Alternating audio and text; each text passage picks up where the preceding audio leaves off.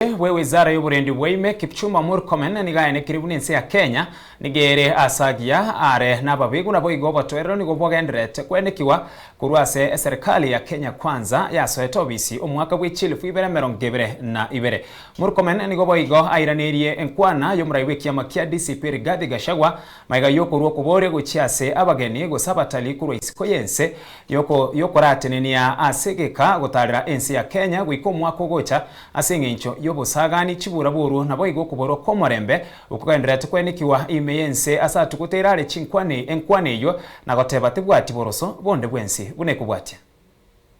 Kenya is safer, more secure than ever before. There has never been a period in the Republic of Kenya that there are fewer incidences of terror attacks, of banditry, of criminal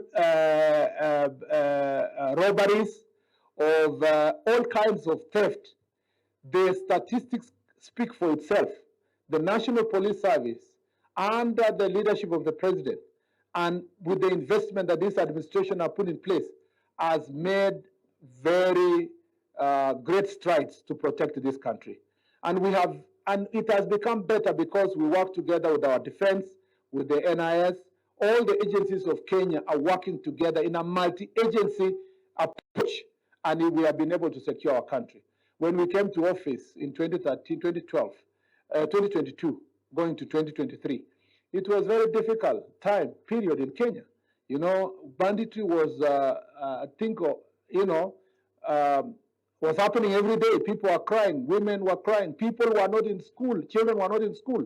You know, people were not in their farms. Today, in Baringo, in Elgeyo Marakwet, in West Pokot, in parts of, in Laikipia, in parts of Samburu, we have a general calm because of the investment that this institution, the National Police Service, has done, and by the government of Kenya. So for anyone to stand out there and say Kenya is not safe, that tourists should not be in our country, that is really embarrassing. And for someone aspiring to hold any public office, I know why Mr. Gachagua speaks the way he does. It's because of desperation. By knowing that he cannot hold office again in Kenya and he can never be president of this republic, he wants to do a Samson, to take the entire nation, including its economy, down the drain with himself.